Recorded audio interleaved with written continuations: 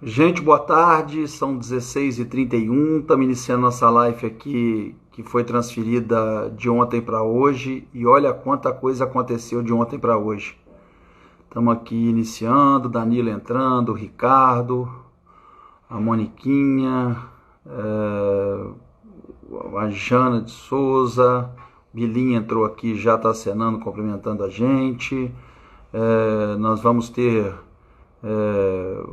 umas conversas que eu anunciei hoje, estamos aqui já nos preparando para poder fazermos a live que a gente sempre faz na quinta-feira. Excepcionalmente passamos para hoje, sexta, e parece que sexta-feira, sempre às sextas-feiras, as notícias maiores começam a acontecer. Está aqui entrando a Érica, está aqui entrando o professor Zacaron, o Eduardo, o Flávio, muita gente que está entrando aqui compartilhando conosco para a gente começar a conversar um pouco sobre alguns assuntos. Vamos aguardar a confirmação aqui da professora Sandra, que vai entrar no nosso live aqui para conversar com a gente, reitora da Universidade Federal de Minas Gerais. A gente vai conversar sobre a questão a gente já fez aqui a nossa hashtag hoje, para todo mundo, Adia Enem, hashtag Adia Enem, essa é uma campanha para todos nós. Vamos responder algumas perguntas que já foram encaminhadas aí. Então a gente tem assuntos para tratar.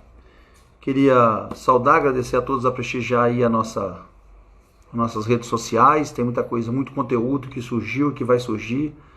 Nós estamos num momento político muito complicado, um momento político em que nos traz muita instabilidade, preocupação a respeito do que a gente deseja para o nosso país e o que nós estamos vivendo nesses dias. Ontem a gente não pôde fazer a live no horário, a gente estava numa sessão votando um projeto, tinha um destaque do PSB. Ontem era uma matéria, eu até acho um pouco interessante, mas era para tratar da questão do funcionamento dos condomínios, das áreas residenciais, de encontros, de reuniões, de festas em período de pandemia, colocando alguma responsabilidade em cima de síndicos, mas a gente teve que tratar isso de forma geral, porque há muita interferência em decretos que são emitidos por parte do presidente. Então, foi até bom, a gente ficou em votação até 10h30 da noite, 8 horas de sessão, e hoje a gente faz uma live mais tranquila, não temos sessão no dia de hoje, para a gente conversar durante todo o tempo,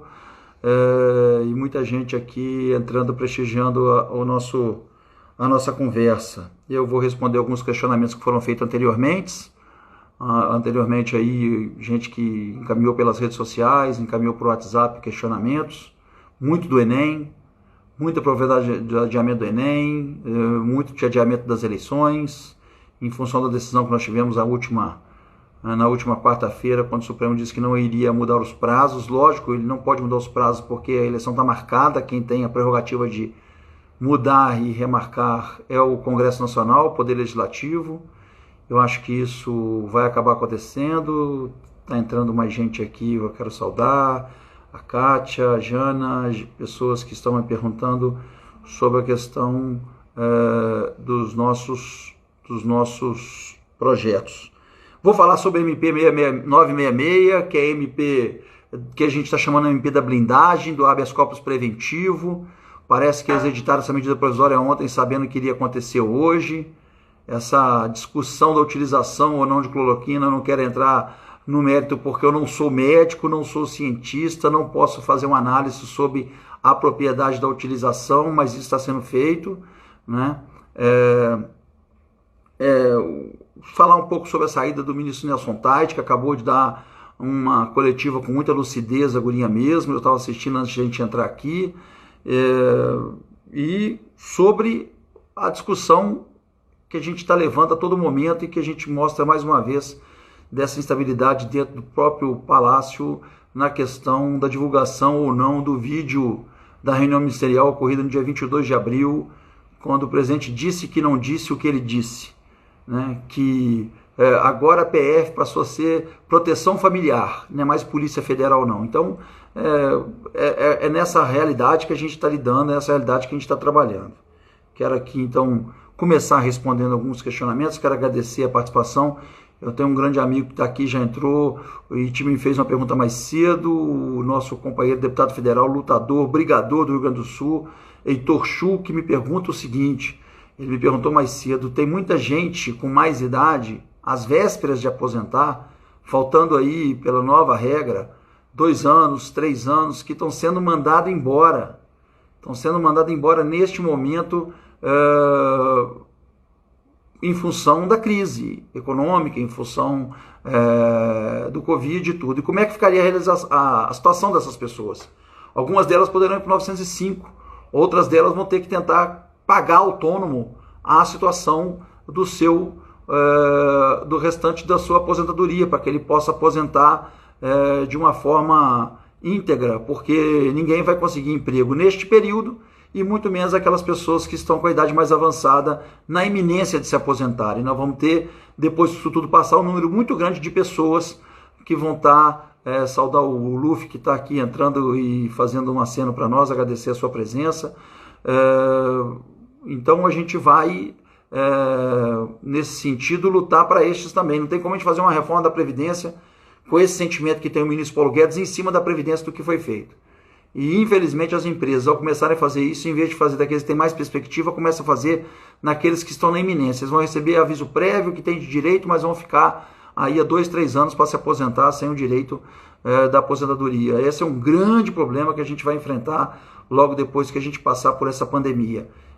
Então, Heitor, a gente vai tentar colocá-los no 905, tem outros projetos que a gente pode colocar que vão estar sendo votados nesse período lá na Câmara, que a gente possa envolver essa turma que está sendo exonerada na iminência da aposentadoria, ou tentar fazer uma regra de transição para estes, especificamente que passaram por isso no período da pandemia. Talvez seja uma ideia de nós apresentarmos, eu me coloco à disposição junto com você.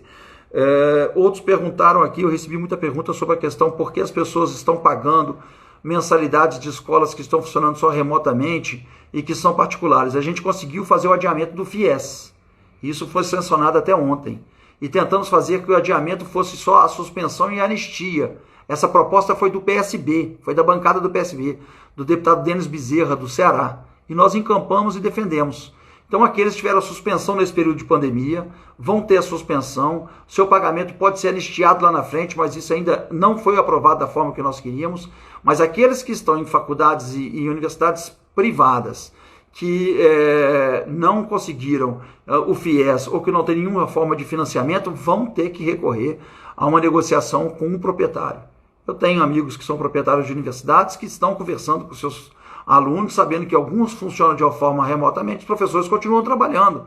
Então a única coisa que não está acontecendo é um encontro físico na universidade que pode estar economizando a luz, mas os professores têm que receber e, portanto, muitos deles vão negociar talvez a mensalidade por esse período, e muitos perguntam como é que farão aqueles que ficarão fora do FIES e que não têm uma outra linha de financiamento.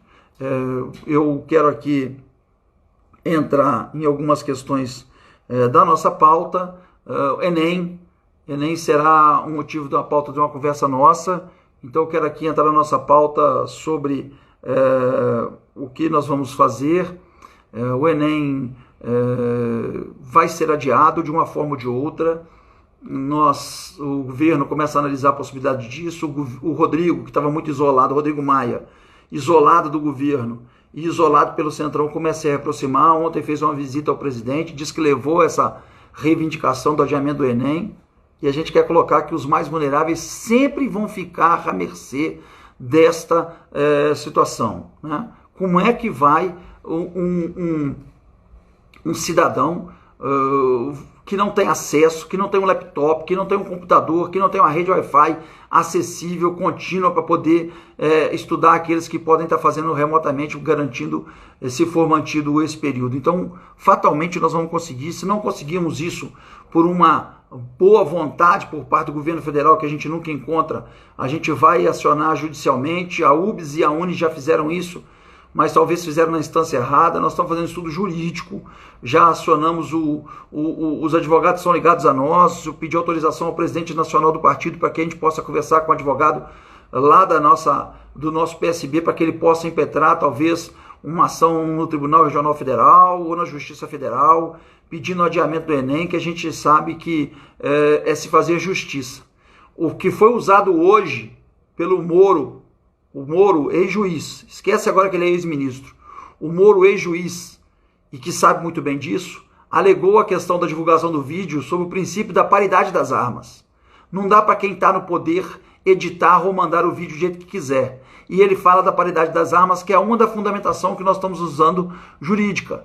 Eu falei isso ontem rapidamente quando convoquei o nosso bate-papo para hoje, que a paridade das armas está justamente aí. Não dá para colocar alguém que está tendo aula remota, que estuda numa escola privada, na data mantida pelo Enem, para aqueles que estão na rede pública, que não está tendo aula remota e que não tem muitas vezes um computador para estudar e estão tendo que acionar através do celular. Então, essa é uma realidade clara. Eu usei esse exemplo ontem e volto a dizer, está no nosso processo. Nós estamos entrando para o Enem, uns para lutar com bazuca e outros para lutar com estilingue. E aqueles que estão com estilingue sempre vão estar em condição inferiorizada, e a gente sabe que são aqueles que terão privilégio para entrar no sistema público. Então nós vamos lutar. O Enem, se Deus quiser, vai ser adiado de uma forma ou de outra, seja por vontade do Executivo, seja com ação judicial, para que a gente consiga o mesmo. Então, esse é um dos motivos que eu iria acionar a professora Sandra, que aguardo que possa estar fazendo contato conosco, para que ela possa conversar um pouco a respeito disso, porque era uma das pautas que a gente tinha para tratar com ela. Outra questão são perguntas aqui, em que pega a questão do impeachment. Vamos lá, impeachment. Agora, alguns partidos que até então viam que não tinham condição, entre eles o PSOL, ontem o deputado Ivan Valente já começa a falar nessa posição de uma forma mais evidente. O impeachment não é um processo que se instala por vontade dos deputados, não adianta a gente pegar assinaturas como CPI. Mesmo assim, todas as CPIs criadas na intervenção do Bolsonaro na Polícia Federal, na substituição do Valeixo e na retirada do ministro Moro, do ex-ministro Moro, todas essas estão em CPIs. Tem 8 CPIs tramitando e sendo pedidas assinaturas. Essa nós precisamos de 171 assinaturas e o presidente ver o fato determinado que existe para que a gente possa instalar uma comissão parlamentar de inquérito e apurar esse fato. O impeachment é um processo de decisão unilateral do presidente da Câmara. Ele recebe os pedidos e ele já recebeu 30 deles, um deles do nosso partido, e do PDT e de outros partidos. Então nós vamos fazer o impeachment na possibilidade que a gente tem. A gente vai fazer o impeachment convencendo o Rodrigo. Não é com a visita que ele fez ontem que nós vamos conseguir êxito na sua vontade. Ele já respondeu ao Supremo dizendo justamente que ele não tem prazo para isso. Um dos projetos do PSB é que o presidente da Câmara tenha 30 dias para analisar pedidos de impeachment. Já tem pedido lá com mais de 60 dias. E o nosso tem cerca de uns 15 dias, mas ele não responde. E ele deveria responder. O ministro Celso de Mello e Marco Aurélio fizeram a solicitação ao presidente da casa para que ele pudesse fazer, e a resposta dele foi essa. Eu não preciso me ater ao pedido de impeachment e nem a prazo para poder analisar. Vou analisar no momento oportuno. E eu não sei qual é o momento oportuno. Ele dizia que nós só iríamos votar questões que atentassem para combate ao coronavírus. E nós estamos votando outras matérias. Então era oportuno que ele pudesse entender a instabilidade que a gente está chegando na questão política, na questão sanitária, na imagem que o país está, e aí eu vou entrar um pouquinho nessa questão da saída do Taish hoje, para que ele pudesse instalar a comissão. É lógico que a gente não tem condição dele nomeando todo mundo agora do Centrão no governo de ter número, mas que a gente vai discutir, né? Que a gente vai colocar na comissão de impeachment, e isso eu acredito que não dê para ser feito de forma remota, a dificuldade que o país enfrenta, e eu tenho certeza que o silêncio das pessoas, a forma nossa de reagir, a indignação que é de todo mundo, que não dá mais. Eu recebo aqui um monte de e-mails, eu recebo muita gente solicitando que se arrependeu de votar no Bolsonaro, como é que faz, que essa indignação da nossa parte, que queremos cumprir o isolamento, é uma indignação silenciosa. Nós não temos o que fazer, porque se a gente respeita, e se está sendo pedido o impeachment, ele não é instalado, e a gente não pode ir para as ruas, o que eles fazem de forma deliberada, e o número de mortes só vai aumentando, né? Nós vamos começar a ter agora as contaminações em função daqueles que enfrentaram as filas, né? As filas da Caixa Econômica para receber auxílio emergencial. E agora, depois de 10, 14 dias que as filas se avolumaram, é que nós vamos começar a ver os contaminados que estão começando a aumentar. Daí eu já parto para a questão da saída do ministro Nelson Taix. A saída do ministro Nelson Taix é claramente a demonstração do equívoco do governo na questão sanitária e na saúde pública. E há uma controvérsia grande porque o nosso presidente tem a posição formada que ele acha que isso vai contaminar muita gente. Contaminando muita gente, nós passaremos pela Suécia. É importante dizer que o exemplo que ele citou da Suécia é um exemplo que foi retomado. Países que fizeram o isolamento do lado da Suécia, a Finlândia e a Noruega, tiveram menos contaminados e menos mortos. Eles fizeram o isolamento. Tiveram menos contaminados e menos mortos que a Suécia, que resolveu deixar aberto. Então ela deixa de ser um bom exemplo. Os índices da Suécia são 366 mortos por milhão. Aqui nós ainda estamos em 70, com um cara querendo abrir desse jeito. A Argentina, que é aqui do nosso lado, que resolveu fazer opção pelo isolamento, a Argentina está com menos de 20 por milhão de habitantes. Então essa é a demonstração científica, de dados, que a gente não pode caminhar por os exemplos que têm sido dados para quem quer começar o distanciamento social em vez do isolamento social, enquanto alguns estados e municípios pretendem fazer claramente aí o lockdown. Já tem 8 municípios no Brasil e outros estão na iminência de ter que fazer porque o colapso na saúde pública está acontecendo principalmente nos grandes centros e chegando na periferia das cidades. Essa é a constatação. E a gente não consegue discutir isso com a sensatez com as pessoas desse governo. Porque a partir do momento saiu o Moro virou comunista, virou entregador, virou tudo. Agora, o que o Taix, com menos de um mês no Ministério da Saúde, não querendo assinar protocolo, sendo médico e sendo responsável, um protocolo que ele não pode assumir? Nem eu posso vir aqui para os amigos dizer que na situação de desespero que a gente deve usar esse ou aquele remédio. Eu estou no exercício ilegal da medicina, né? Então eu não posso fazer isso. E nem o presidente pode fazer isso. Ele é presidente, mas ele não é médico. Né? E ele quer determinar a utilização de um procedimento que os médicos não querem assumir. Não vai ter médico disposto a assumir isso de forma pública e assumir o ministério. Por isso que ele já anuncia que ele vai esperar uns dias para poder anunciar o novo ministro. Ou vai ser político, todos caminham para uma terra, ou vai ser o Consuelo, que é o atual secretário executivo do Ministério, que é general. Então eu fiz até no Twitter uma enquete, tá lá, quem quiser entrar no nosso Twitter rápido, uma enquete, para saber quem vai ser o novo ministro da Saúde. Se vai ser o Osmar Terra, um político, se vai ser o Consuelo, ou se vai ser o Capitão Cloroquina. E o Capitão Cloroquina está ganhando disparadamente, para demonstrar o equívoco deste presidente na condução de um momento da maior pandemia dos últimos 100 anos no planeta.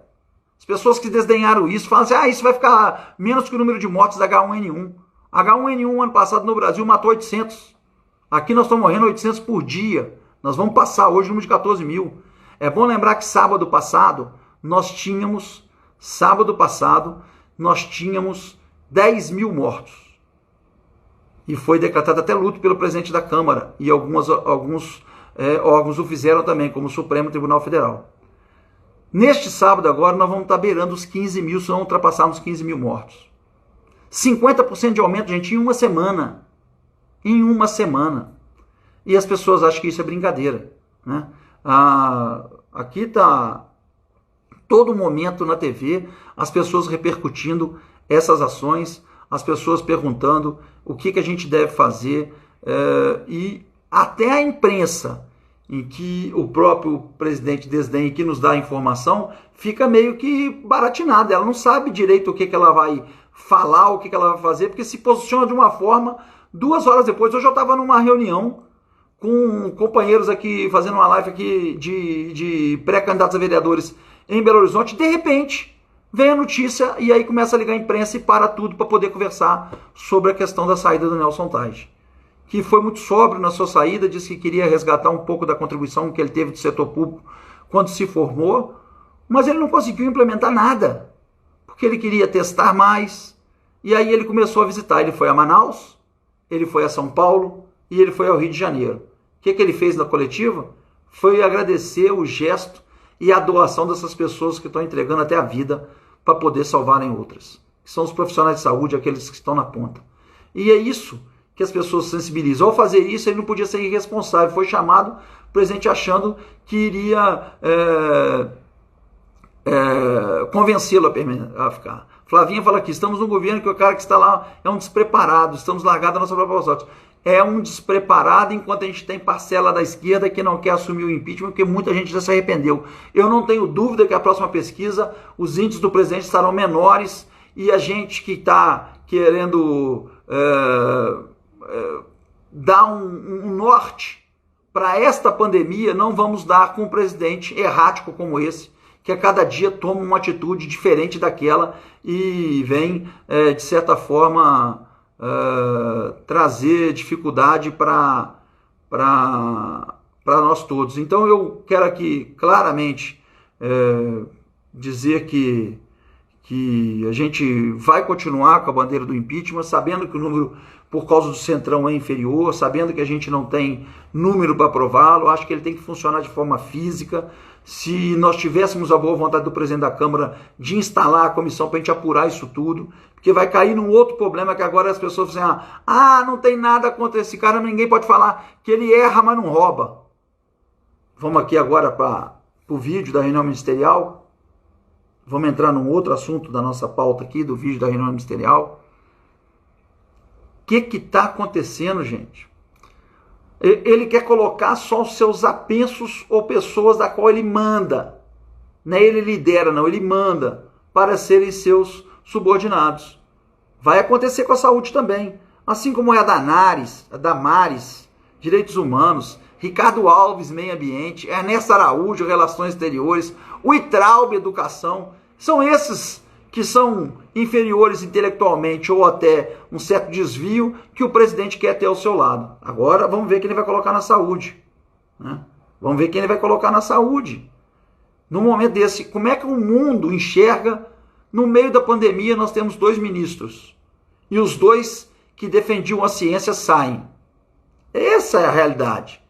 E aí vamos agora para a reunião ministerial. A cobrança. Cada hora um disse não me disse. Vou entregar, não vou entregar a fita. Pode ver a fita, não é bom ver a fita. Aí todos os 3 ministros generais vão lá e dão depoimentos contorcidos com relação a isso.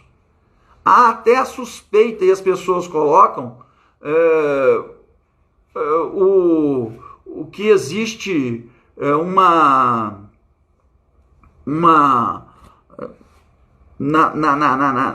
nessa reunião, termos de baixo calão que o presidente tenha utilizado, não tenho dúvida que utilizou, que ele volta atrás e começa a querer se justificar, porque ele sabe que está na iminência de vazar. Aí vem a EGU, que tem o vídeo todo, por isso que o Moro falou da paridade das armas, ele pega e fala que vai editar e vai soltar só a parte que é referente da fala do Bolsonaro, sem filmar os outros ministros, porque sabe para quem que ele está dirigindo a palavra. Né? E não vai ter jeito, gente. Nessa reunião tinham 30 pessoas. Tem muita gente depondo, muita gente da Polícia Federal, muita gente do gabinete. Uma hora, quem tem contradição vai entrar. Quem tem contradição para dizer vai entrar, porque todo mundo vai ser chamado para poder falar isso ou aquilo. Né? Todo mundo estava lá presente. Neste momento tem isso. Aí tem um artigo ontem todo meio confuso do vice-presidente Mourão, que você não sabe se ele fala que o governo erra em tudo e erra mesmo. Mas ele fala que a culpa também que o Brasil nunca criou tanta dificuldade. Quem cria dificuldade são eles. Toda hora é uma justificativa. Agora eles estão lá enfiados dentro do palácio, tentando inventar dentro do gabinete do ódio qual que vai ser a desculpa com relação à saída do Nelson Taide. Daqui a pouco já vai sair. Igual eles tentaram inventar a articulação que ele pega e fala da segurança do Rio, que o Bolsonaro fala da segurança do Rio na questão do vídeo. Nós estamos doidos para poder ver o vídeo. Porque se a gente ver o vídeo, as pessoas vão começar a ver da boca dele o presidente que elegeram. Quem colocaram à frente da presidência da República. E aí muito mais pessoas, além daquelas que já se arrependeram, poderão se arrepender. Né? Então, a Vânia está entrando aqui pedindo para a gente lutar mesmo pelo impeachment. O Denilson quer liberar o vídeo, que a gente tem que liberar o vídeo na íntegra. Estamos pedindo isso. Né? E nisso cai do vídeo e cai, além de outra ação, na questão da medida provisória 966. A medida provisória 966, a MP da blindagem, chega a ser até engraçada. Primeiro a gente pediu ao presidente da Câmara e do Senado que não recebam, porque ela não contém os pressupostos de relevância e urgência. Depois a medida provisória, ela trata de uma matéria que quis ser tratada na época do Temer e eles não tiveram coragem de colocar, porque ela é inconstitucional. Ela fala que quando o erro administrativo ou técnico for cometido, né, quando este erro for cometido por erro, né, por dolo ou erro grosseiro, o que é dolo ou erro grosseiro? Dolo nós sabemos, está tipificado no Código Penal. Agora, erro grosseiro. O secretário de Saúde do Rio de Janeiro comprou respiradores no preço acima do valor justo ou do valor devido. No período de pandemia, alguns podem achar que isso é erro grosseiro, outros vão falar que não. Ele não tinha outro preço. A China, que é o mercado, está chateada com o Brasil, não vai vender mais, o preço que tem é esse. E aí ele comprou superfaturado. Não vai ser punido por isso. Talvez até o Bolsonaro queria pegá-lo para poder pressionar os governadores e prefeitos, não pode puni-lo. Com essa medida provisória, não. O erro grosseiro, a preceituação da cloroquina como resolver o problema. Aí morre mais gente. Com os efeitos colaterais do remédio. Não é dolo e muito menos erro grosseiro. Para mim é, para outros não. Desde quando eles já estavam sabendo que isso aconteceria. Então essa medida provisória é um escárnio. Essa medida provisória, como os presidentes infelizmente não se manifestaram, o pessoal junto conosco entrou, junto com o PSB entrou com uma ADIM, né? E a ADIM está no Supremo e o ministro Barroso é que pegou pela inconstitucionalidade, para que a gente nem possa analisar a medida provisória, para ela cair por si só. E eu acredito que nessa nós vamos ter êxito, porque ela é uma aberração. Essa medida provisória é a medida provisória para proteger aqueles que errarem. É a medida provisória para poder não punir aqueles que fizeram de forma errada. Isso não existe, não se pode tratar. Nesse período da pandemia, eu posso achar que a pessoa que comprou luva e comprou máscara para um hospital, ou para uma prefeitura, ou para um posto de saúde, comprou pelo preço que tinha na época, porque o preço elevou em função da escassez no mercado. E isso não pode ser considerado dolo ou erro grosseiro. E aí a pessoa vai ficar impune, tendo comprado de forma elevada justamente ou às vezes injustamente, como acontece. Como aconteceu no caso do Rio. Eles estão livrando os próprios que eles querem, de certa forma, acusar. Essa medida provisória é um despropósito, demonstra claramente a instabilidade, a fraqueza, a fragilidade desse governo que tenta arrumar já artifício para se defender dos seus erros. É essa que é essa medida provisória. Então, a gente tem muita dificuldade para poder defender um governo que erra na saúde, que erra na posição de intervenção dentro da justiça, porque a questão, mais uma vez, volto a dizer, da intervenção na Polícia Federal está cada dia mais clara, pela fala dos ex-ministros, pelo vídeo que vai sair ou não vai sair, editado ou não, mas a gente vai tendo conhecimento do teor dele, e cada dia o presidente dá uma versão sobre o mesmo. O cara tem que ser firme, pô. Se o cara coisa aconteceu, eu falei palavrão, mas não falei. Mas o que quer dizer? Eu falei PF 2 vezes. PF é proteção familiar, ó. Peraí. Por que ele não mexeu no Heleno? Por que ele não mexeu no chefe da Casa Civil, no Ramos? Não. Ele substitui no dia seguinte a reunião o Valeixo e depois o Moro. Quer dizer, o Moro saiu porque o Valeixo ia ser substituído. Ora, fica claro que tinha uma intervenção nesse sentido. Cada dia aparecem os processos. Eu nem estou colocando aqui a discussão na reunião ministerial e que está sendo colocado. Ontem, por exemplo, vários hackers fizeram vários laudos dos exames do Bolsonaro. Tem laudo negativo, tem laudo positivo, do jeito que vocês quiserem. Do jeito que as pessoas quiserem. Eu não discuto os laudos do laboratório Sabin, que é privado. Mas o protocolo da Fiocruz está adulterado naquele exame que foi divulgado. Se ele é verdadeiro, se ele é falso, não me importa. A pessoa não precisava ter escondido tanto tempo para no dia que a justiça ia decidir pela entrega, vai lá e entrega 3 laudos com codinome. Agora a gente não sabe se é Rafael, se é Edson ou se é Bolsonaro. Ou se é 05, como eles costumam chamar. Então, a gente está vendo isso aí, está claro, né? Quem não gosta de ver Globo, pode ir para a CNN. Quem não gosta de ver CNN, pode ir. A cada dia as entrevistas do presidente têm sido mais erráticas com relação a isso. E nós, eu disse isso ontem rapidamente, nós não podemos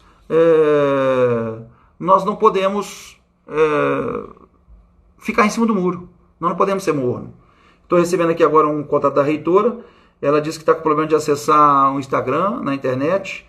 Assim que nós tivermos isso solucionado, eu volto a fazer a live com ela, porque é um convite. Eu ia pedir para ela falar um pouco sobre as questões, as experiências e os êxitos que tem tido em vários aspectos da Universidade Federal de Minas Gerais, dos hospitais universitários em Minas Gerais, do recurso que conseguimos para os hospitais, né? Essa ia ser a nossa conversa, e ouvi-la também, o que ela acha a respeito do adiamento do Enem. Tenho certeza que ela é favorável, mas a gente não pode, infelizmente, aqui eu anunciar a sua posição, mas eu queria ouvi-la a respeito, porque a gente sabe que é uma distorção, uma disparidade de armas muito grande entre aqueles que irão fazer. Mas isso nós vamos ganhar, Queria lembrar a vocês também que a gente está nas nossas redes sociais colocando essas questões. Hoje, por exemplo, eu fui abordado por um colega, porque existem colegas deputados de Minas que, de forma até leviana, eu chego a dizer que é leviana, tem postado nas redes sociais ajuda que conseguiram para os municípios, como se isso fosse emenda deles. Eu falei aqui já na live, vocês vão se lembrar disso. Lá atrás, quando teve um projeto do governo, que nós apoiamos, que foi o socorro a estados e municípios, que um valor seria para pagamentos de outras despesas e 10 bilhões seriam para combater o Covid, 7 bilhões para os estados e 3 bilhões para os municípios. Esse é o valor que eu anunciei e esse é o valor que todos nós deputados votamos. Foi aprovado por 470 deputados, acho que é 30. Teve só o Novo e outros partidos que ficaram contra, mas 470 deputados votaram essa ajuda a estados e municípios pelo governo federal. Agora vem deputado, posta num videozinho com a cidade colocando assim, mais de 1 milhão arrumado para o município tal, mais de 500 mil. Se eu quisesse fazer isso, ser leviano, fazer gracinha com o chapéu dos outros, ser pai de filho bonito, eu faria para todos os municípios, que todos os municípios que têm um combate ao Covid, a gente tem direito a receber. Só que tem que ser ético e vir dizer aqui, os municípios que têm alta e média complexidade, o que é isso? Que tem atendimento para cirurgia, para respirador, como o caso de Juiz de Fora, Belo Horizonte, Uberlândia, Varginha, Montes Claros. Esses municípios podem receber uma parcela do recurso porque tem um atendimento a ser feito. O Eduardo está me perguntando aqui como eu avalio o prejuízo na troca do Ministério da Saúde. Eu vou falar isso, volto a respondê-lo aqui. Outro município tem só atendimento básico. Esse município vai receber um recurso menor para comprar equipamento de proteção individual. Máscara, luva, avental para atendimento. Às vezes um respirador mecânico que é mais barato, que pode suportar até a pessoa ser transferida para um centro de maior complexidade. Isso tudo pode ser feito. Agora, começar a falar que o valor que foi, não é nem de emenda parlamentar, hein, gente? Não é nem de emenda parlamentar. O valor que foi repassado para todos os municípios sobre essa questão, para a gente poder enfrentar o Covid, né? Repartido para estados, você pegar que 7 bilhões para a realidade dos estados é pouco, e 3 bilhões para repartir para municípios, dado a incidência de Covid ou não, também é pouco. Agora começa o deputado a postar cidadezinha colocando isso aqui. É uma situação muito complicada e a gente tem dificuldade de entender isso, como isso se dá. Eu tenho aqui a pergunta do Eduardo sobre a questão da mudança do Ministério da Saúde. A mudança da Saúde demonstra para todos. Hoje eu recebi ligação de muitos prefeitos, amigos meus, na parte da tarde. Júlio, como é que não vamos fazer? Como é que não vamos fazer? Agora estava tratando de um jeito com o Ministério falou que ia ajudar a gente a isso. Como é que fica? Não sei se vai ser dada continuidade. O próprio ministro Nelson Taitti agora, na coletiva, anuncia que deixou um programa de testagem aberto e deixaram esse programa de testagem aprovado no Ministério para ele ser implementado. Vai ser implementado? O interesse maior do presidente não é esse. O interesse maior do presidente é botar um ministro lá que assine o protocolo de cloroquina. E médico, alguém da área de saúde, não vai ser louco desse momento, né? A gente Tem gente aqui que está perguntando os super salários do Ministério Judiciário. Isso é uma questão que já vem há mais tempo, mas não é um assunto da nossa pauta, não é um assunto da pauta do momento. Eu acho que, por exemplo, a Câmara dos Deputados já fez um aporte, uma devolução de 150 milhões, maior do que a devolução de todos os deputados para poder combater o Covid. Eu espero que todos os poderes também o façam, né? A gente, infelizmente, não vê essa atitude, né? Espero que essa atitude aconteça. Nós já manifestamos claramente a respeito da utilização dos recursos do fundo eleitoral para combater o Covid, né? A Solange, amiga nossa lá de Cipotânia, está fazendo um questionamento aqui. A Ana Cecília vem do impeachment. Eu já disse, a gente, Ana, infelizmente, a gente tem alguns partidos de esquerda que ainda não se convenceram que é importante tirar esse cara o mais rápido possível. Estão preocupados com a eleição, se o Moro vai ser mais forte que ele na próxima eleição daqui a 2022.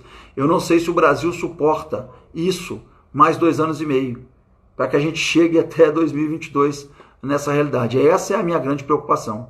A minha preocupação é a gente ter que chegar a 2022 com o Bolsonaro na presidência, com o país retrocedendo mais de 40 anos em 4. Essa é a realidade que a gente tem. Então, tem partidos que acham que seria prudente a gente fazer a instalação de comissão de inquérito. Toda vez que você vê nas sessões ontem, esse presidente não dá mais, esse presidente não dá mais, mas, não é? Na hora de endossar ou pedir o impeachment, como nós estamos pedindo claramente, para que seja instalada a comissão, nós não estamos pedindo que seja aprovada, nós vamos começar a discutir essas questões todas. A posição de condução da pandemia, a posição da intervenção na Polícia Federal, as condutas de proteção aos seus filhos, né? As atitudes que têm sido tomadas, que já passaram de muitos crimes de responsabilidade e que inserem que a gente possa estar pedindo o impeachment já, o impeachment agora. É pro bem do Brasil. As pessoas falam, mas esse pessoal é louco, esse pessoal está defendendo impeachment nessa hora, nesse momento que a gente tem que combater a pandemia. Eu concordo. É muito difícil a gente ter que ter o ônus de assumir que temos que fazer isso para poder enfrentar o coronavírus. Eu estava falando com você, eu tenho certeza. A maior resposta que as pessoas podem dar ao presidente nesse momento é aumentando o isolamento social. Quanto mais ele pedir para ir para a rua, mais a gente fica em casa. Quanto mais ele pedir para a gente ir para a rua, mais a gente fica em casa. Não tem como a gente fazer protesto, porque a gente sabe que a gente está correndo o risco de contaminar. E vamos contaminar quem faz serviço essencial. Então a gente tem que ficar em casa. Eu acho que eu tenho que ficar em casa. Então eu ficando em casa, eu estou contrariando o seu princípio, que é esse distanciamento social. Eu quero fazer o isolamento social, porque assim é que tem dado certo em vários locais. É assim é que tem funcionado. E desta forma é que a gente tem que silenciosamente, cada um na sua casa, responder a isso que está acontecendo. O nosso isolamento é o nosso protesto para que o Bolsonaro sinta na pele que ele não tem nem esse 1/4 que ele diz ter anteriormente, né? O rebanho está diminuindo, estão abrindo os olhos, estão saindo do curral, estão começando a ver que essa realidade não é a realidade que vai nos levar. Tem gente já aí do nosso grupo, e a Érica colocou isso aqui, mas eu chamo o Bolsonaro ultimamente de bolsocida, o Bolsonaro genocida. Não tenham dúvida. Passado isso é porque a gente não pode fazer. Já conversei com pessoas que trabalham até em tribunal internacional.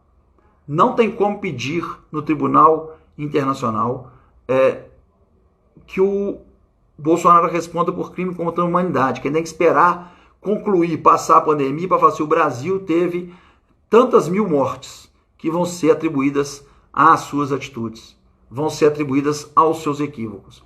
As suas atitudes estão matando as pessoas. As suas atitudes estão colocando as pessoas em risco. E nós não podemos permitir isso. A nossa revolta é nos isolando cada vez mais. Vamos continuar conversando por aqui, ó. Tá aqui o Samuca colocando parabéns pela coragem. A Cristina perguntando sobre a eleição municipal. Eu acho que vai adiar, já falei isso aqui no começo. O pessoal entrou, acho que a gente vai passar essas eleições para dezembro. Eu não sou contra prorrogar, mas sou a favor de adiar em função da dificuldade que a gente vai estar na virada. Qual o potencial do vídeo para derrubar o Bolsonaro? Eu ontem postei nas minhas redes, no Twitter, ou salvo no Facebook, uns dados de que a tuitada favorável ao Bolsonaro, que o ano passado era 67% e contrário era só 19%, já inverteu.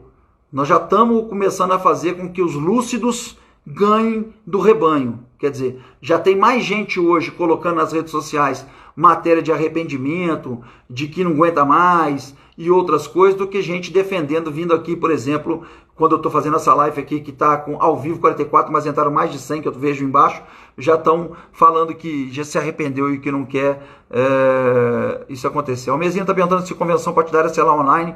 Eu acho muito difícil fazer convenção online, Almezina. Em Belo Horizonte pode acontecer, mas você imagina nos municípios que eu represento, Simonésia, Peçanha, Pacuí, que eu vi aqui entrando, cumprimentando a gente, fazer São Sebastião do Paraíso. Como é que esse pessoal vai fazer convenção online de vereador que mora na zona rural? Como é que ele vai participar, escolher número, aprovar, dar número para isso?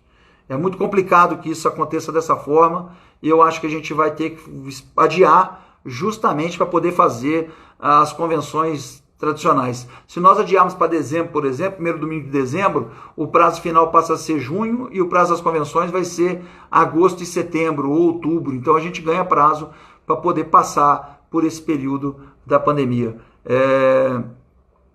O Emerson, que é um colega que entrou no grupo do pessoal do futebol, esse MP que ele assinou para tirar a responsabilidade contra o caos passa na Câmara, eu acho que ela não passa, mas mais do que isso, para nossa alegria, eu acho que a ADIM vai ser aceita pelo Supremo e ela ela não vai ser aceita por parte do Supremo Tribunal Federal. A ação direta de inconstitucionalidade demonstra que essa medida provisória é inconstitucional, que ela não tem fundamento, que ela é uma medida provisória de blindagem, é um habeas corpus preventivo para quem está fazendo errado. Então eles assumem que estão fazendo errado e querem não correr o risco de amanhã serem punidos pelos seus equívocos. No Tribunal Internacional, né,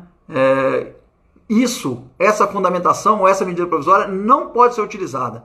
Por isso que eu acho que o Bolsonaro não escapará de responder por genocídio num Tribunal Internacional brevemente. Isso é uma vergonha para o nosso país, porque não tem nenhum grande líder mundial, que nós concordemos ou não, Macron, Trump, Putin, todos esses que estão aí cada dia colocando suas posições, não tem nenhum, Angela Merkel, ninguém, Boris, ninguém que esteja, mesmo com a contrariedade da população. O Trump já está 10 pontos atrás do Biden nas pesquisas de opinião lá nos Estados Unidos, e ele em nenhum momento alguém questiona que vá acioná-lo no Tribunal Internacional por genocídio. No Brasil, você pode ter certeza que o Bolsonaro não escapará de responder um processo de genocídio no Tribunal de Andover.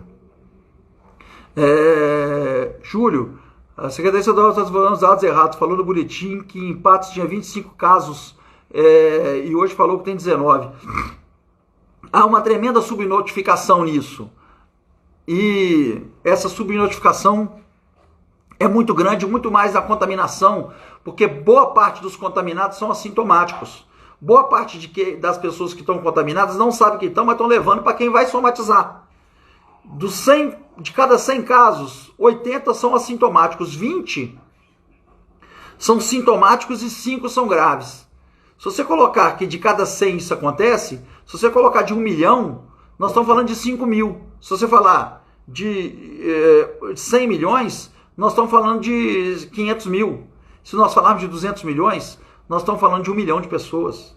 Então, essa questão, eu não acredito que está isso tudo, é lógico, mas as pessoas que estão estudando isso estão dizendo que no Brasil existe uma subnotificação na ordem de 12 a 15 vezes no número de contaminados. Então, se a gente está falando que nós estamos com 200 e poucos mil hoje, nós estamos falando que nós estamos em torno de 2 milhões e meio de contaminados no Brasil. Contaminados. Há uma subnotificação no número de mortos também, mas isso é menor, porque há certidões. Há o equívoco que as pessoas não colocam o nome de todos, mas há o equívoco nas certidões. Mas certamente a gente, infelizmente, tem um número superior a 15 mil mortos já no dia de hoje, e isso vai se elevar, porque, volto a dizer, o efeito das filas da caixa de contaminação, principalmente nos países do Norte, Nordeste e nas periferias, vai começar a se dar agora, porque as pessoas começarem para as filas nos dias 4, 5, 6 de maio. E agora vai dar 10, 11 dias desse fator. Então a gente tem um risco muito grande. Alguns sanitaristas estão dizendo claramente que o vírus está em todo lugar, que o vírus está nos ônibus, nas maçanetas, no corrimão, no metrô, e enquanto mais as pessoas forem para a rua, mais elas vão estar dando crédito para a saída do isolamento que o nosso presidente pede, e está dando a possibilidade de se contaminarem, e 5% desses que se contaminarem, infelizmente, os casos vão se agravar, levando a um colapso no sistema de saúde pública, porque não tem como suportar tantas pessoas se contaminaram. A Eliane está colocando aqui, está torcendo para isso também. A eleição antes de dezembro, a eleição deve acontecer no último final de semana de novembro ou 1º de dezembro, é o que nós vamos defender. O Tribunal Superior Eleitoral saiu uma nota falando que os prazos são mantidos, porque ele não pode alterar isso. Essa é a competência do Legislativo. E brevemente nós devemos fazer isso. Acho que eles estão esperando só passar o prazo de 6 meses para que a gente possa demarcar e deixar claro o adiamento das eleições aqui no Brasil, como já aconteceu em vários países do mundo. A Simone está me falando aqui, ó, em Caxambu, até agora, dos 5 casos confirmados em Caxambu, 4 foram da Caixa Econômica Federal. Então as pessoas foram na Caixa para se contaminar, para receber o Covid. O Samuel está me perguntando se tem ambiente para o impeachment.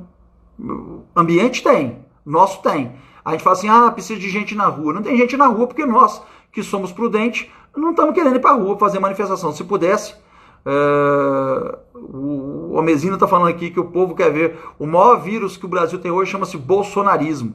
E o Bolsonaro, ou o bolsocida, é um vírus muito forte, contamina, mas a gente está se livrando dele aos poucos. As pessoas estão começando a entender que é importante a gente se livrar desse vírus doentio que está na frente da presidência da República.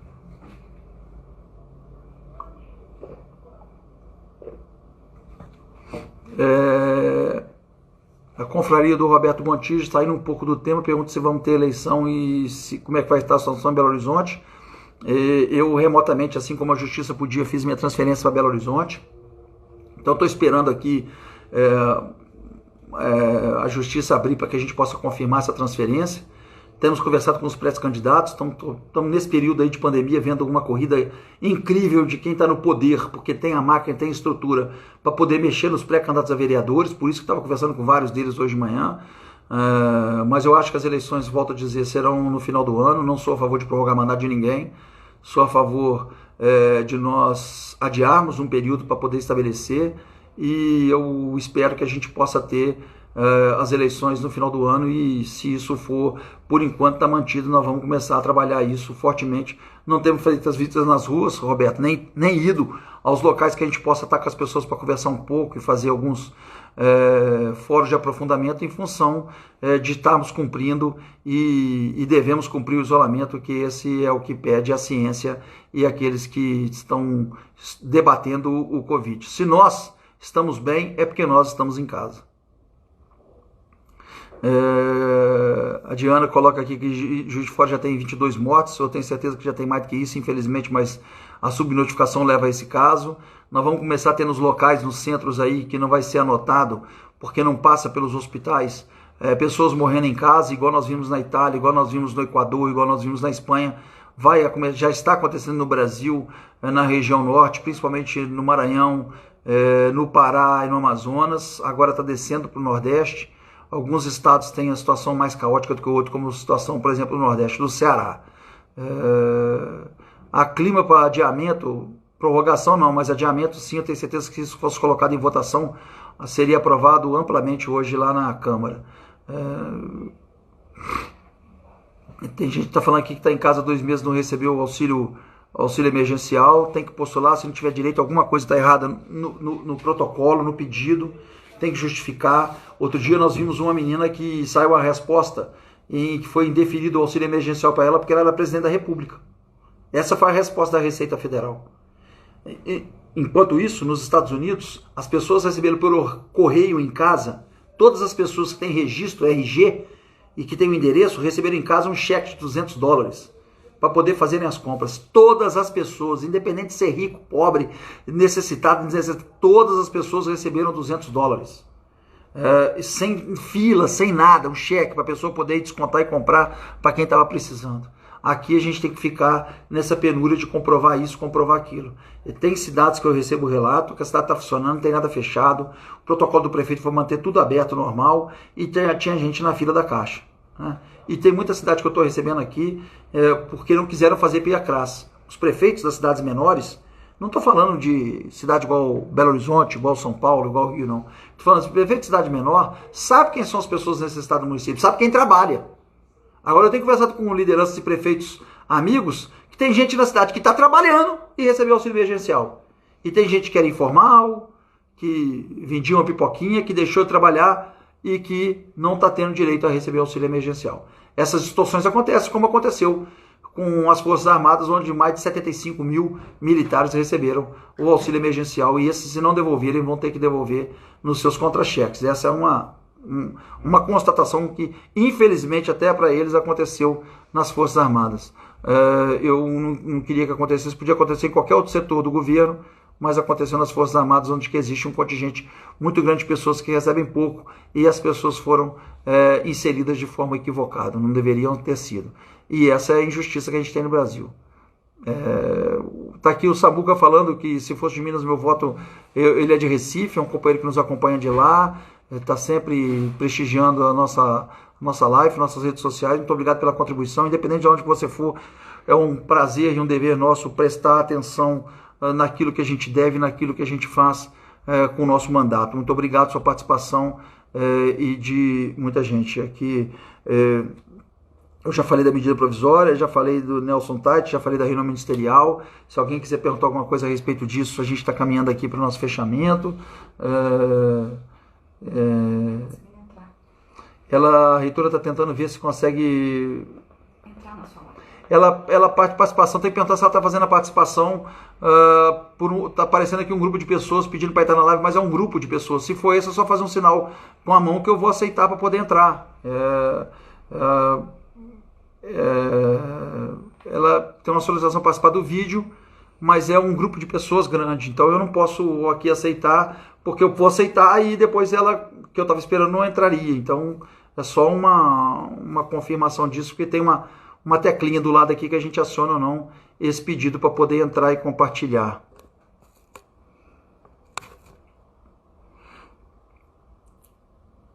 É isso mesmo, até agora não está o pedido dela, não.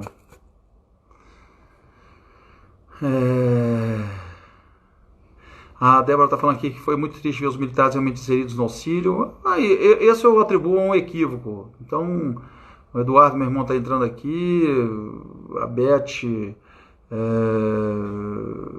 está mandando um abraço, Marcílio nos convidando para ir a Pirapora, Jequitaí, esperar passar isso tudo, Marcílio.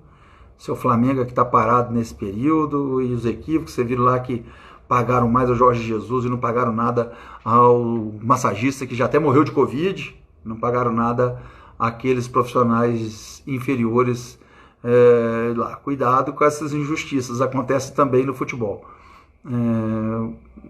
A Dilma está cumprimentando, a Ju também, deixa eu ver quem mais aqui, o Ricardo. Será que você consegue fazer live com a Sandra depois? Gostaria de ouvi-la. A Flavinha está pedindo a Sandra, eu estou tentando, esperando demais, ela está tentando acionar, coitada. Aqui, ela pediu na Tassi, o pedido dela não veio. Anderson, Caio, tem muita gente aqui que tá na live fazendo a transmissão, eu já vi aqui muita gente, a gente vê aqui, mas a da Sandra... Só se for aqui Sandra Goulart Almeida, é isso? Isso. É Sandra Goulart Almeida? Então vamos ver aqui. A Sandra vai entrar aqui, vai ser uma honra para nós. Aí, se recusou. Diz que recusou. Aí está aí, ó. Está aí, estou aqui. Mas ela não está aqui para pedir para entrar. Ela não está pedindo para entrar. Tem que entrar aqui no vídeo, aqui, ela tem que cadastrar, tem que entrar aqui no vídeo, um pedido. A Sandra Goulart está aqui de novo. Ó. A Tassiane Nasce, Sandra Goulart Almeida. Mas é só, aparece um iconezinho aqui quando você solicita para entrar na live ao vivo aqui. Tem um pedido aqui nos comentários ali, você clica ali pedindo para poder entrar. Aí a gente autoriza. Se isso for, não sei qual tempo que a gente tem para poder dispor e eu faria com o maior prazer. Vamos ver de novo aqui, ó. Vamos ver.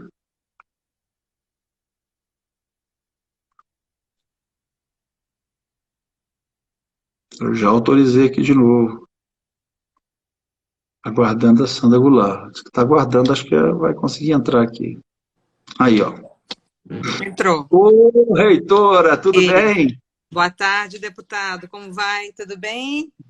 Prazer ouvi-la e recebê-la. Desculpa, tá? A gente ter solicitado aí e conversar um pouco, mas para a gente poder ter uma participação de alguém que tem um conhecimento dessa área.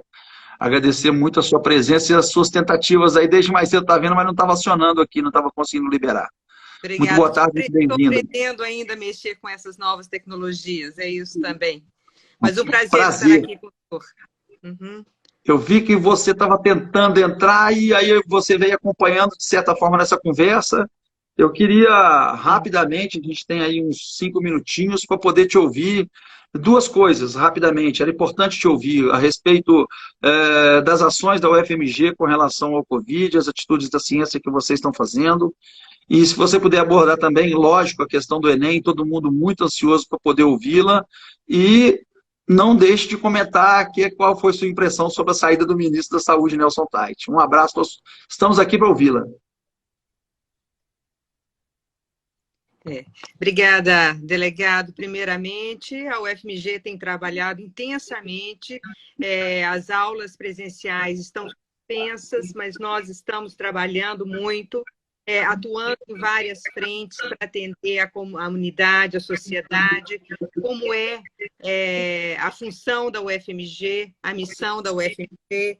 Temos trabalhado com os testes da Covid, temos trabalhado também junto aos nossos hospitais. Então, são muitas as ações que nós temos feito nesse momento tão importante para a nossa sociedade. A UFMG está aí, a ciência é que vai trazer a resposta para esse momento difícil para todos nós.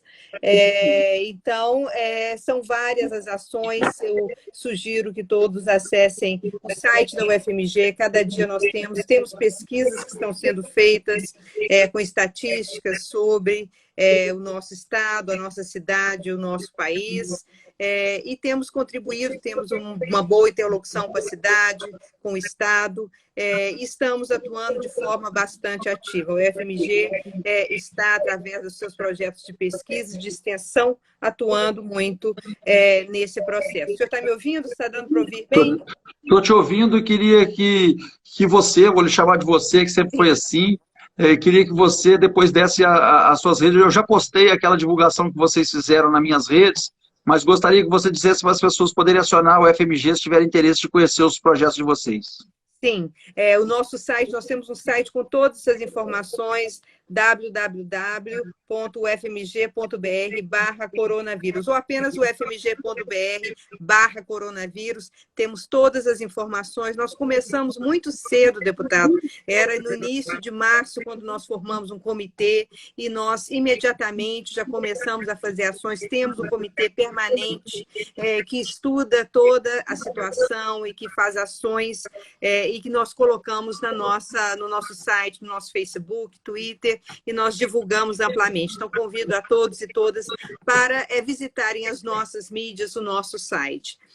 Uma outra informação que seria importante nós compartilharmos com todos, justamente são essas, não só essas ações, mas também a nossa posição. Nós tivemos uma reunião do Conselho de Ensino, Pesquisa e Extensão da Universidade ontem, e o Conselho foi unânime em colocar a posição da UFMG, a solicitação para o adiamento do Enem.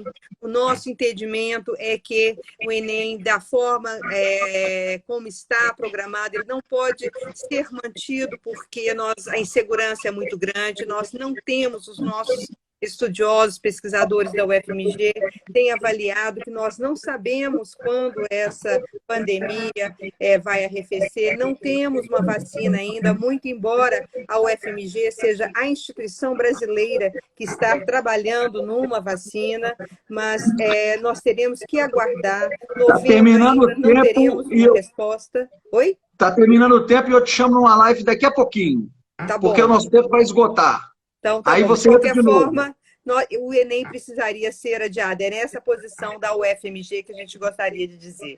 Tá? Um abraço. E visitem, nós temos várias formas de ajudar a todos com alguns...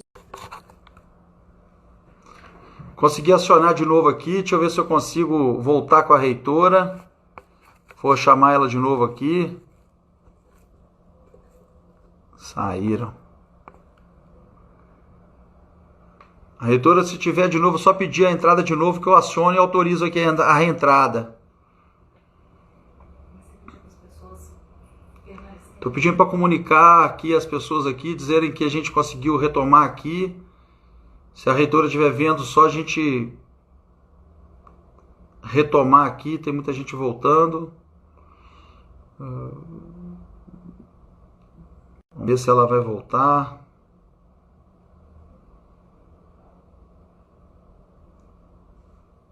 Enquanto isso, eu tenho uma solicitação aqui. Deixa eu ver se, enquanto a gente faz para aceitar, conversar um pouco. Deixa eu ver se ele ainda está lá, porque ele fez a solicitação.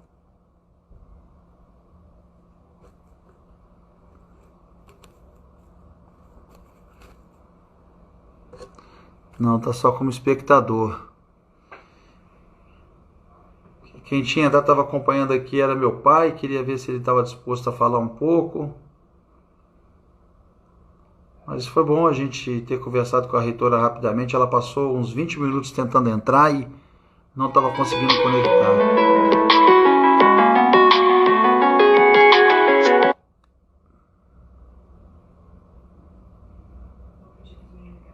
O Thiago me ligando agora.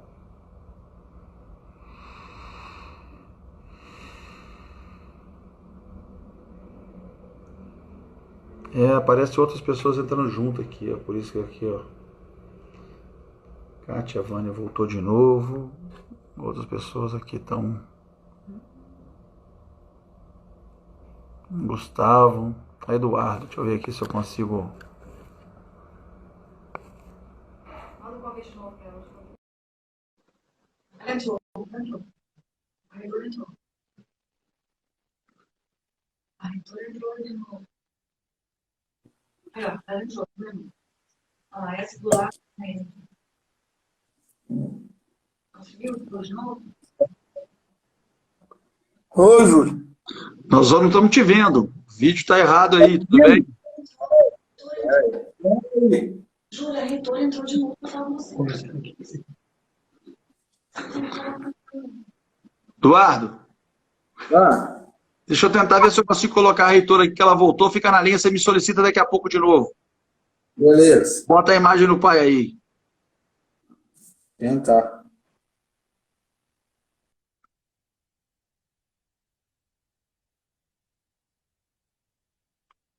Pronto. Nós vamos receber de novo a reitora, que vai concluir aí. Fala, Sandra. Agora você está com tempo. Aqui. Sim, nós estávamos falando do Enem, né, da posição da UFMG, uma solicitação para o adiamento do Enem, pelo impacto que isso terá, principalmente nós estamos preocupados com os estudantes mais vulneráveis, que não têm podido continuar os estudos. A UFMG, por exemplo, mais de 50% dos nossos estudantes vêm de escola pública, então o impacto será grande. É importante que nós pensemos nesses estudantes. Não há um plano de contingenciamento. Se nós não conseguimos controlar essa pandemia, não há, o INEP ainda não trabalhou com plano de contingenciamento, nós não temos expectativa de retorno das aulas na rede pública, e mesmo se voltar, não terá condições de nós darmos o suporte necessário para esses estudantes. Quem serão penalizados serão os estudantes mais vulneráveis, que são os que mais precisam, principalmente de universidade pública no nosso país. Então, a preocupação do Conselho de Ensino, Pesquisa e Extensão da Universidade é nesse sentido. No sentido também, se nós observarmos, todos os países fizeram isso. Os países do mundo que têm esse tipo de seleção estão adiando, estão repensando essas datas. Então, é importante que o Brasil também repense essa posição. As associações todas estão solicitando. A Andifes, que é a Associação de Reitores, também já fez uma solicitação para o adiamento. Então, essa é uma nossa grande preocupação. Agora, além disso, eu gostaria de aproveitar essa oportunidade, deputado, de mencionar alguns programas gratuitos que a UFMG tem para ajudar a comunidade a se preparar para essa prova do Enem. Ela vai ter que acontecer em algum momento, esperamos que seja em um momento mais tranquilo, com maior planejamento, mas nós temos, é importante que as pessoas acessem a rede da UFMG. Como? Qual que é a gente está fazendo, todo mundo, esse movimento todo, vocês, a rede acadêmica, estão fazendo, nós estamos fazendo, mas eu queria saber, a sua expectativa, você também está como nós, com a convicção que a gente vai conseguir adiar isso? Como é que é a sua expectativa com relação a isso, em se tratando da sensibilidade que a gente tem do nosso ministro da Educação?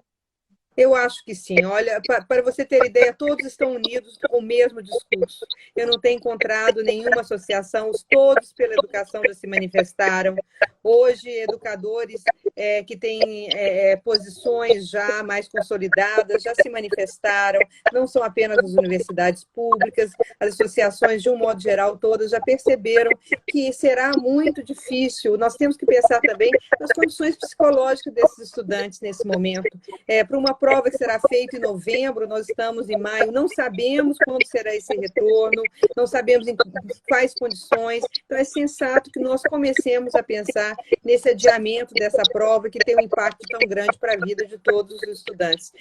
Eu espero que sim, eu espero que haja bom senso e que prevaleça o interesse da maioria da população que necessita desse exame, que é tão importante para todas as instituições e também para os estudantes. Você vinha dizendo que estava colocando os programas que estão funcionando, independente disso, agora na universidade, isso, quando eu te interrompi.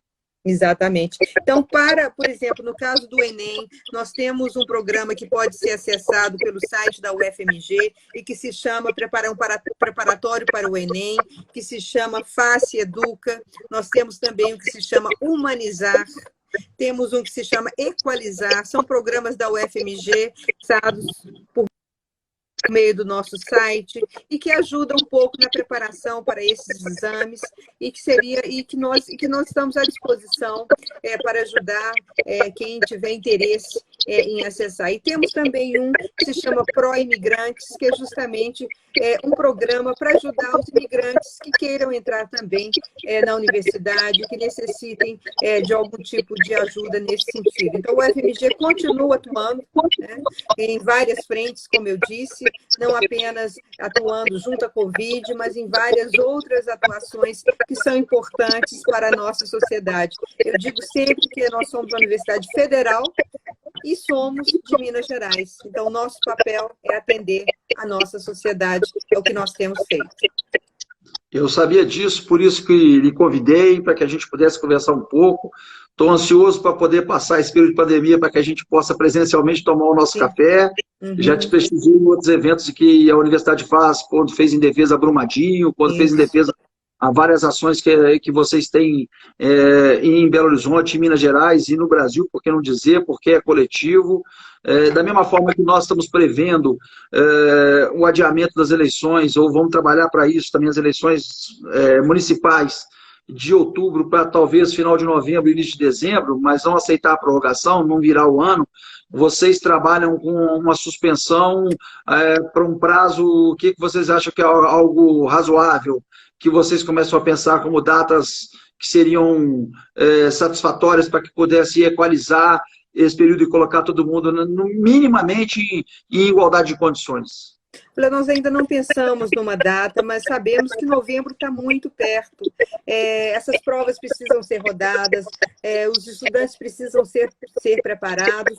Novembro, primeira semana de novembro está muito cedo, então é necessário que nós pensemos em formas de planejar melhor essas provas, que pelo menos nós consigamos adiar um pouco até o final do ano ou início do ano que vem. Isso não terá grande impacto nas universidades. Todas as universidades terão que estender o semestre de alguma forma. Não haverá perda do semestre, não se fala em perda de semestre, se fala em adiamento. O que vai acontecer é que o primeiro semestre de 2020 será estendido, o segundo semestre será estendido. Então, isso não haverá prejuízo para as universidades de um modo geral. Todas as universidades, mesmo aquelas que continuam com as atividades, elas terão que estender um pouco o prazo de suas atividades, porque esse é um momento de excepcionalidade. Ninguém viveu esse momento antes. Então, nós temos que aprender fazendo e com muita cautela, com muito respeito e com muita responsabilidade.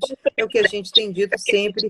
E cuidando muito das populações mais vulneráveis, que são as mais afetadas por essa situação, não é mesmo, deputado? É verdade, eu te agradeço muito. Por último, eu queria saber, você certamente hoje conversou com muita gente da área de saúde da universidade, como é que as pessoas estão vendo, qual que é a impressão, e a sua também, como cidadã, como uma pessoa que zela por uma comunidade imensa em torno da Universidade Federal de Minas Gerais e por que não dizer, do seu entorno, desse momento que a gente tem de estabilidade na saúde, num momento muito complicado que enfrentamos essa pandemia, a troca de 2 ministros, o que isso tem de repercussão para a ciência e o que tem de repercussão também para o meio interno, para aqueles que estão conduzindo. As universidades, os prefeitos, os governadores estão numa linha conduzindo, conversando com um agente, e de repente muda o agente, muda de novo, porque quer se estabelecer um protocolo diferente. Queria só te ouvir a respeito disso, para que a gente pudesse concluir, já de antecipando, agradecendo muito aí a sua presença, a sua contribuição, enriquecendo a nossa conversa. É com muita preocupação, deputado, que nós ouvimos essa notícia.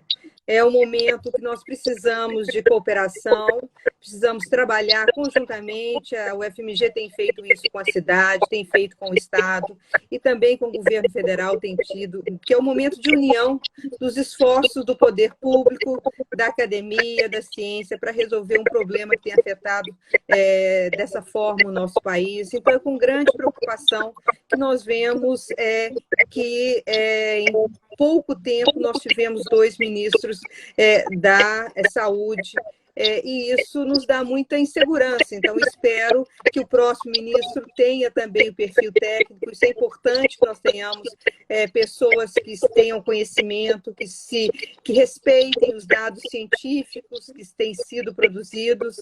A UFMG tem produzido muitas pesquisas, muitos dados, como o senhor mesmo mencionou, e todos os dados mostram uma coisa, que é preciso, que é o momento de ficar em casa, é o momento de isolamento social, é o momento de nós ouvirmos o que os cientistas estão dizendo, ouvirmos o que os epidemiologistas estão dizendo, todos os virologistas, e todos dizem a mesma coisa. É o momento de isolamento social, é o momento de nós preservarmos o sistema de saúde, principalmente o sistema público de saúde. Então, é com muita preocupação que nós estamos vendo essa saída do ministro Tais, que é uma pessoa competente e que é uma pessoa técnica, do quadro técnico, médico. Então, nós estamos ansiosos por ver como será essa condução. E lembrando que nós temos que estar todos juntos, o poder público, a academia, juntos nesse momento. Só assim nós vamos vencer esse momento tão difícil, que é um momento, é uma batalha, é uma guerra, e que nós temos que estar juntos. E, lembrando, é a ciência e a educação que, de fato, vai nos conduzir aos rumos corretos. Muito obrigado, Sandra. Eu queria perguntar, só para esclarecer, se você pudesse colocar ao final de novo, você repetir, porque na outra live tinha gente que saiu e agora tem gente nova que entrou. Então é importante só... Vocês têm estudos claros aí no caso da UFMG, sobre a questão da continuidade do isolamento, o benefício que isso dá, o Sim. FMG fez um estudo nesse sentido, e pode passar como é que a gente faz para acessá-los. Sim, exatamente. Nós temos vários estudos. Um dos últimos estudos diz justamente isso, 9 motivos para manter o isolamento, que mostra que isso é importante. Não é o momento de sairmos do isolamento, nem em Belo Horizonte, nem em Minas, nem em qualquer lugar do Brasil. Não é o momento. E nós temos dados, nós temos estatísticos, matemáticos, economistas, epidemiologistas, virologistas, todos trabalhando juntos para produzir dados científicos para nos guiar nas decisões que são importantes para todos nós. E todos esses dados estão disponíveis nas redes da UFMG, as redes sociais, e também no site da UFMG, ufmg.br/coronavírus. Temos todos os dados, todas as informações que têm sido compilados desde o início. Nós começamos, como eu disse, muito cedo, bem no início de março, nós iniciamos com o Comitê de Enfrentamento do Coronavírus, com médicos, virologistas, epidemiologistas, várias pessoas nos ajudando a fazer essa reflexão que é tão importante para todos nós. E nós temos produzido muitos documentos para que nos dão apoio nesse momento. E o momento é de isolamento, não é o momento de nós sairmos do isolamento, não é o momento de flexibilizar, temos que ter consciência disso. Os exemplos de outros países estão muito claros, aqueles que flexibilizaram tiveram que voltar. A Itália está passando por um momento difícil novamente. O risco de uma segunda onda, ela é muito concreta em alguns dos países que já flexibilizaram. Então, é o momento ainda, nós estamos em curva ascendente. Minas conseguiu achatar a curva porque nós fizemos o isolamento no momento certo, né? Então, é importante que nós mantenhamos nas cidades em Minas, esse movimento, ficando em casa, cuidando e preservando o sistema de saúde. Isso é muito importante. E eu agradeço a oportunidade.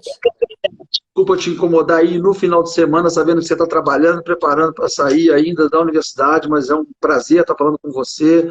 Você sabe disso, o gabinete me coloca à sua disposição também para as ações coletivas e ações comuns que nós temos que fazer. Poder público, seja a academia, seja nós, o Poder Legislativo, nós estamos sempre juntos no interesse de melhorar sempre o atendimento da educação brasileira. Você conta comigo e eu agradeço a sua contribuição, a sua participação conosco aqui. Um grande abraço, bom final de semana, fica com Deus, fique em casa, né? Se preserve aí junto com os seus. Tudo de bom. Muito obrigada, deputado, um prazer. Estamos juntos, é isso mesmo. É o poder público, a academia, todos nós lutando nesse momento tão difícil para todos nós. Muito obrigada, foi um prazer. E não deixem de verificar a página da UFMG e também as nossas mídias. Muito obrigada. Os 9 motivos para poder manter o isolamento eu já publiquei nas minhas redes, tá? Isso aí exatamente. E lembrando que a UFMG é um patrimônio do nosso estado e do nosso país. E é importante a gente preservar esse patrimônio. É nesse momento que a gente vê o tanto que é importante a gente ter uma instituição como a UFMG. Muito obrigada. Parabéns, ela está muito bem representada na sua pessoa. Obrigada. Bom final de semana. Se cuidem. Um abraço. Um abraço.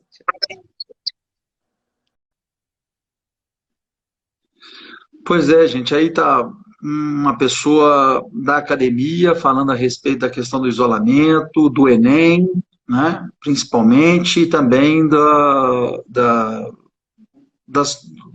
trabalho da UFMG a respeito dessas questões todas. Então, se isso contribuiu para alguém, algum projeto que possa interessar, acessar e acionar a Universidade Federal de Minas Gerais, que foi que a gente conseguiu contato, retomamos, muitos saíram, outros diferentes voltaram e a gente continua aí conversando a respeito. Meu irmão tinha entrado solicitando uma conversa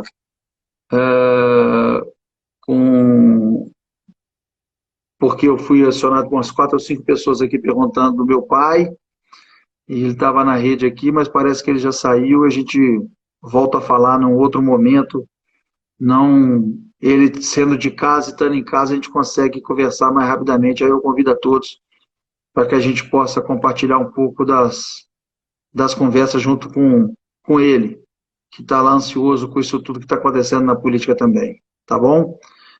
Não deixe de acompanhar a gente nas redes sociais, compartilhar, convidar para a live. Essa hoje foi atrasada porque a gente estava com dificuldade de completar a linha, mas a gente vai tentando fazer isso para que a gente possa ampliar a participação de vocês junto conosco. Eu estou pronto aqui para responder. Entrem no Insta, no Facebook e façam contato conosco para a gente continuar conversando sobre esse momento difícil, importante que o Brasil está passando. A maior pandemia e talvez uma das maiores crises políticas dos últimos tempos. Um abraço a todos, bom final de semana, fiquem em casa, fiquem bem, isso tudo vai passar.